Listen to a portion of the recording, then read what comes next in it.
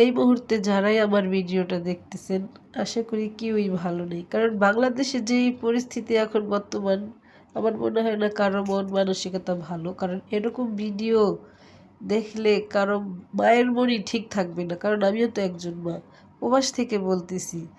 আসলে প্রবাসে থেকে কিছু করতেও পারতেছি না। তাদের পাশেও দাঁড়াইতে পারতেছি না এতটুক। শুধু বলতে চাই, যে সকল বাবা-মারা মানে সন্তানহারা হইছেন, তাদের জন্য মন থেকে আমরা প্রবাসীরা দোয়া করি। কারণ আমরা প্রবাসে বসে শুধু দোয়াই করতে পারবো আপনাদের জন্য।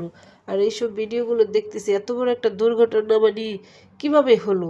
এগুলো আসলে মানার মতো না। আর এতগুলো বাচ্চা তাজা প্রাণ মানে কিভাবে চলে গেল? এখন তো আমাদেরও ভয় হয়, মানে আমাদের বাচ্চাদেরকে আমরা কিভাবে আমি স্কুলে পাঠাবো আমরা। মানে অলরেডি আমার ভাগ্নি বলতেছে স্কুলে যাবে না। মানে স্কুলে গেলে নাকি প্লেন পড়বো বলতেছে। তাহলে এতটুকু বাচ্চা কিভাবে মানে ডরাইতেছে যে স্কুলে গেলে প্লেন পড়বে।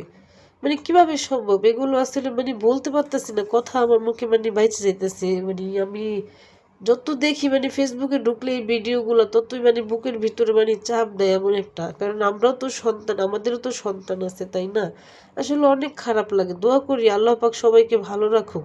আর অবশ্যই বাংলাদেশের সবাই এই মুহূর্তে একটু সবাই সবার পাশে দাঁড়ানোর চেষ্টা করুন। কারণ হাসপাতালগুলোতে প্রচুর রক্তের প্রয়োজন। যে যতটুক পারেন, যার যতটুক যেই পজিশন মানে রক্ত আছে পজিটিভ, ওই পজিটিভের রক্তগুলো একটু দেওয়ার চেষ্টা করুন ভাই বোনেরা। কারণ আপনারা যেহেতু বাংলাদেশে আছেন, আপনারাই পারবেন আমাদের বাংলাদেশটাকে রক্ষা করতে। আসলে এই দৃশ্যগুলো মেনে নেওয়ার মতো না। ফেসবুকে ঢুকলেই কান্নাকাটি মানে আর পারতেছি না।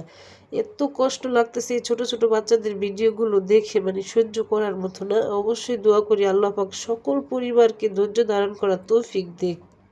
আমিন।